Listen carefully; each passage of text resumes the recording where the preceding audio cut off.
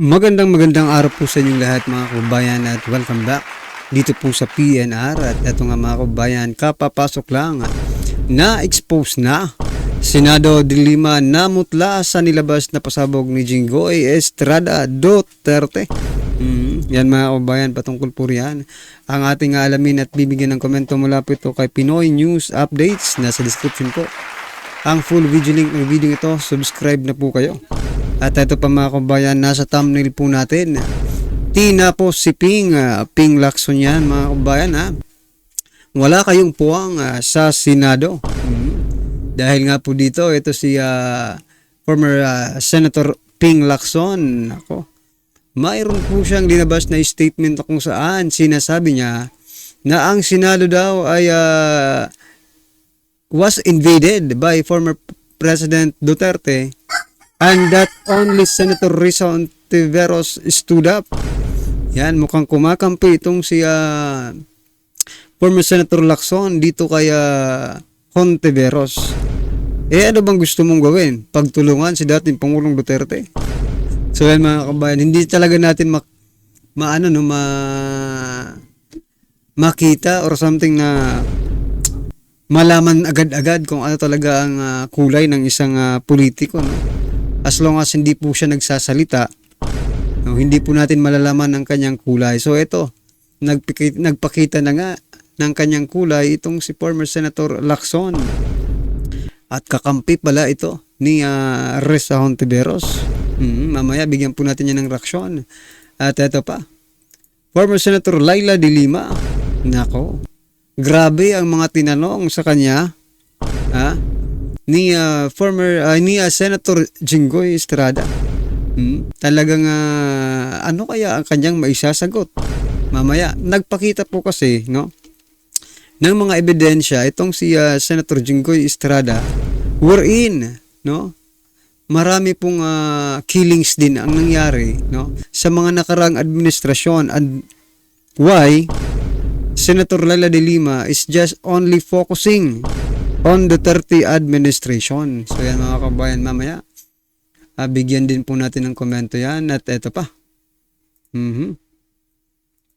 eto pong pondo ng PhilHealth, no, na 90 billion, nako, na kinuha ng di ba na ano na to na naglabas na po ng TRO ang ano nito, ang Supreme Court. Pero mamaya pakinggan po natin kasi meron pong mali dito sa sinasabi ni Finance Department of Finance Secretary Ricto, no? Mamaya bigyan po natin yan. At ito pa, Pangulong Duterte iniwan ng mga taga-suporta sa war on drugs. Nako, mamaya sagutin po yan mamaya ni dating Pangulong Duterte, okay? Okay, ito na. Simulan na po dito kaya simulan na po natin dito kaya kaya Ping Lacson. Ito pong sinasabi sa Senator Coco Pimentel nag-react po dito sa sinasabing ni Lacson na statement niya that the Senate was invaded. So sinakop daw ni dating Pangulong Duterte ang Senado. At si Senator Risa Hontiveros lang ang tumayo para kanino? Para kanino ba tumatayo si Hontiveros?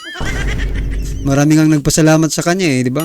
Sabi, salamat Senator Risa Hontiveros sa pagtatanggol sa aming mga adik. No? May isa pa. Sabi, salamat Senator Risa Hontiveros kasi patuloy na po ang negosyo ng aming pamilya. Nako po. Kanino ba talaga nag-i-stand dito, no? Si Hontiveros, no? Base po sa kanyang mga salaysay.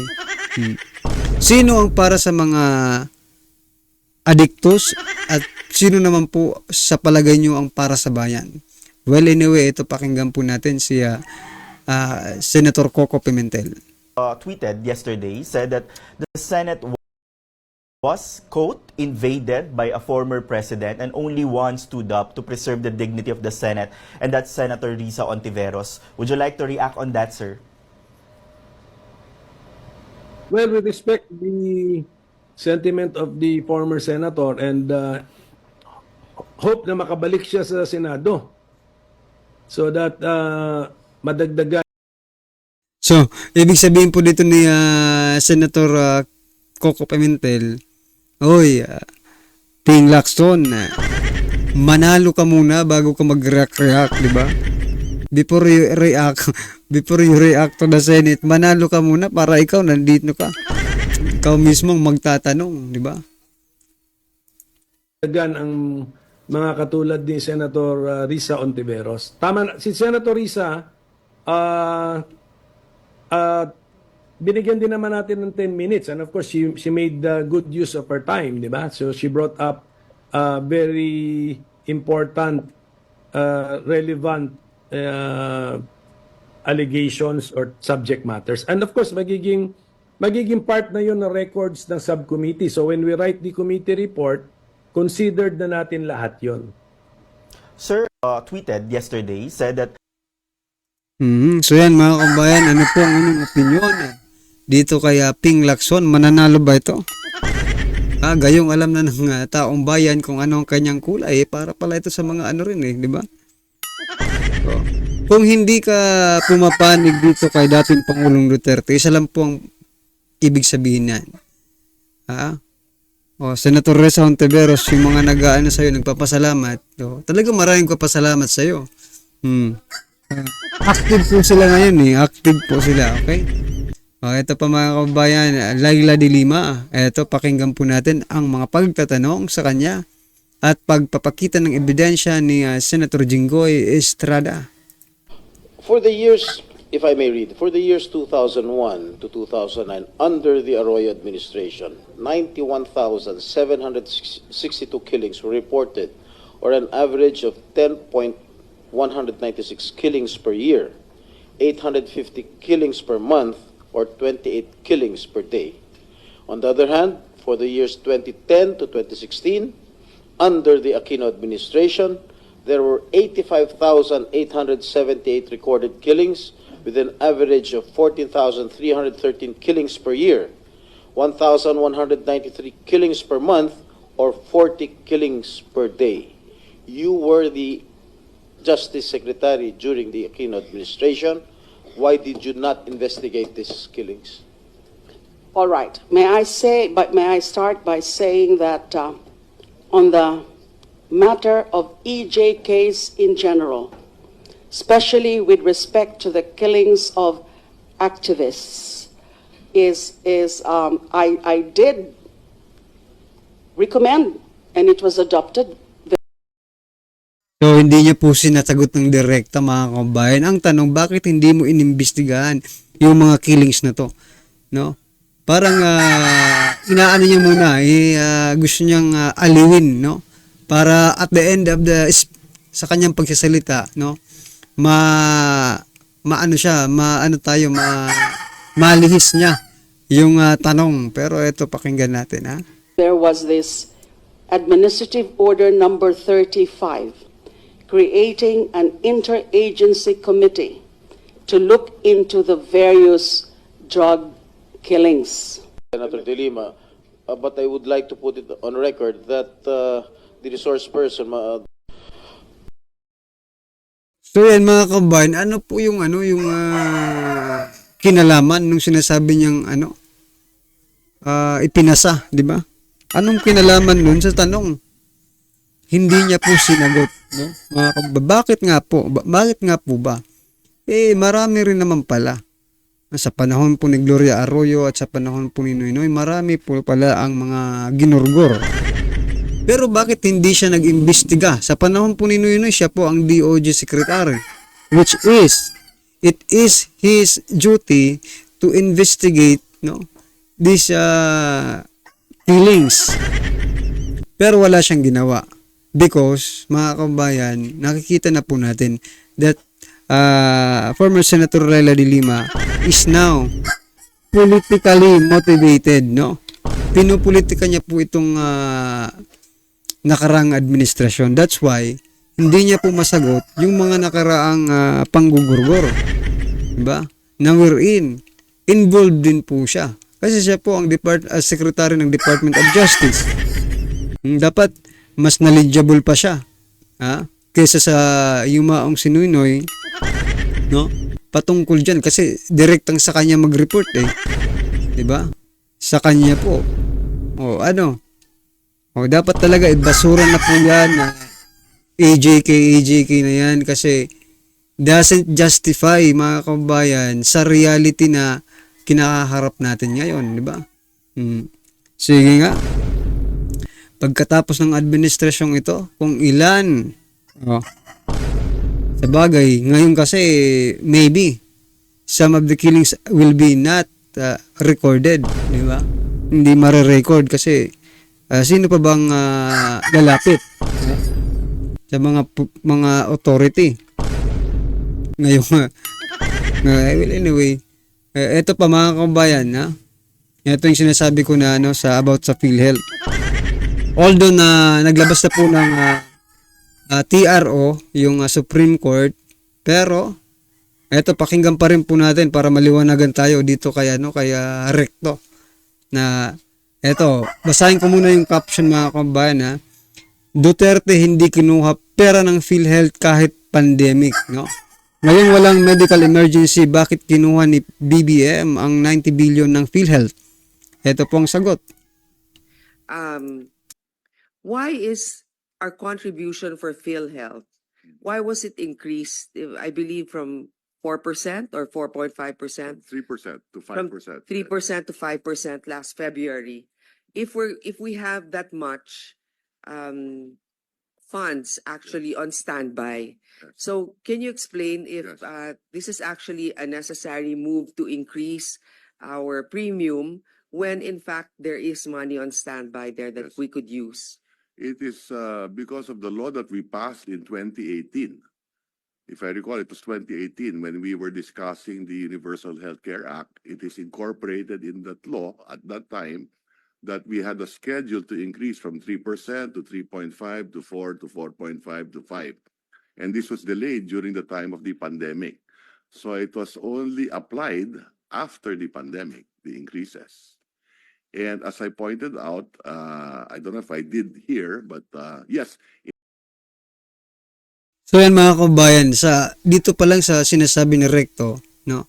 Talagang wala po talaga silang malasakit, no, sa taong bayan. Kasi biruin mo, before pandemic dapat sana kakaltasan sana ng mas mataas, di ba? Pero pinospone dahil nagka-pandemic. But then, tinuloy pa rin po nila after pandemic. Which is, diba, wala ba kayong hindi ba kayo mga tao? Alam niyo nang yung mga tao nagre-recover pa lang sa pandemic tapos ganyan na po agad-agad ang ibubunga din nyo. Increase ng magkano na lang ba ang sinasahod ng isang ordinaryong Pilipino? Tapos i-increasean nyo pa ng PhilHealth. Tapos pagkatapos yung increasean, kukunin nyo lang din naman pala yung excess fund ng PhilHealth, di ba, na 90 billion. Anong nangyari? Talagang wala po kayong pagmamahal, wala kayong malasakit sa taong bayan. Pag ganyan po ng ganyan ang ginagawa ninyo. In a committee hearing of the Senate, it was during the pandemic as well that PhilHealth had a lot of savings because it was the national government who spent for the pandemic. And we did not use resources from PhilHealth. So yan mga kabayan. So, nung pandemic daw, ang ginamit na pera ay sa gobyerno. Hindi ginamit yung PhilHealth, no? Kasi, gobyerno ang gumastos. Ang tanong ko, mga kaubayan, ito bang sinasabi mong gobyerno ang gumastos? Yung pera bang ginamit dyan, hindi rin taong bayan ang magbabayad dyan? Hindi ba tax ng taong bayan ang ibabayad nyo dyan sa inutang ninyo? Di ba tax din ng taong bayan? Tapos ngayon, kukunin nyo yung sa PhilHealth kasi hindi ginalaw.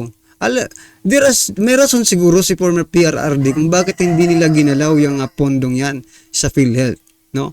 Because it is for the health, mga kabayan, ng ating, di ba? Makikita mo talaga dito, mga kung sino talaga ang may malasakit sa taong bayan. So, pero si PRRD, hindi ginalaw yan kasi alam niya, para talaga yan sa health, no? Sa kalusugan. Pero dito, wala mga kabayan, makikita mo talaga na walang pagmamahal, walang hindi makatao. itong ginagawa nila. Walang pagmamalasakit sa bayan. Kahit alam na nilang hirap pa, at mas lalo pang nahihirapan ngayon ang mga Pilipino, ay okay lang sa kanila na kunin yung excess fund di umano ng PhilHealth. Ito nga malaking tanong may excess fund ang PhilHealth, pero pag pumunta ka naman sa ospital, ang laki-laki pa rin pala ng babayaran mo. Anong ibig sabihin yan? May excess fund, pero di ba? Malaki pa rin ang babayaran mo sa ospital. Wala talaga mga kababayan. Isa lang ang ibig sabihin nito. Kayo na ang magsabi. Naku talaga. Eto pa. Former President Duterte, iniwan na ng dating sumusuporta sa war on drugs. Pero teka lang, ito ang sagot niya.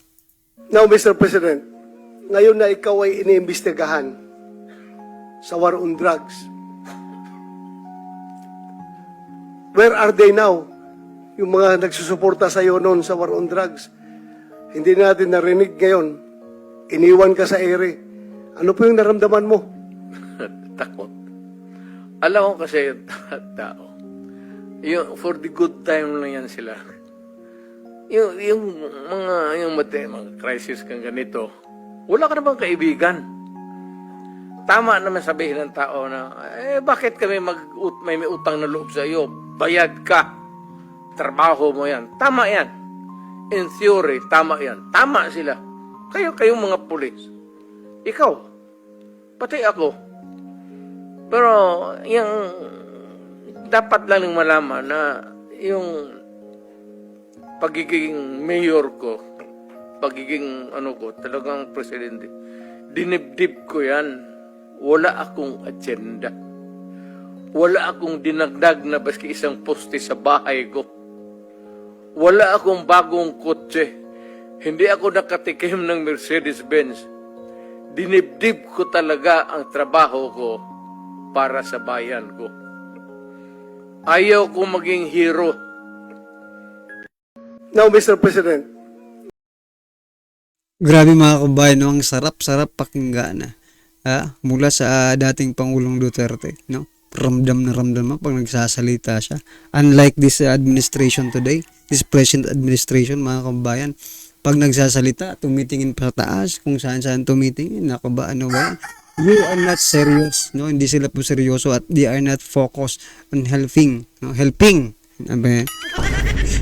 Pilipino, talagang wala, mga kabayan. Ano bang aasahan mo ngayon? Diba? Unlike this one, nagsalita lang yan, pero ramdam na ramdam mo. Tagos hanggang buto-buto. Ulitin po natin, mga kabayan, kasi gustong-gusto ko pong marinig, no? Itong kanyang sinasabi, kasi totoo po ngayon na ikaw ay iniimbestigahan sa war on drugs, where are they now? Yung mga nagsusuporta sa iyo noon sa war on drugs. Hindi natin narinig ngayon. Iniwan ka sa ere. Ano po yung naramdaman mo? Takot. Alam ko kasi tao. Yung for the good time lang yan sila. Yung mga crisis kang ganito, wala ka namang kaibigan. Tama naman sabihin ng tao na, bakit kami may utang na loob sa iyo? Bayad ka. Trabaho mo yan. Tama yan. In theory, tama yan. Tama sila. Kayong mga pulis. Ikaw. Pati ako. Pero, yung dapat lang malaman na yung pagiging mayor ko, pagiging talagang presidente, dinibdib ko yan. Wala akong agenda. Wala akong dinagdag na baski isang poste sa bahay ko. Wala akong bagong kotse. Hindi ako nakatikim ng Mercedes-Benz. Dinibdib ko talaga ang trabaho ko para sa bayan ko.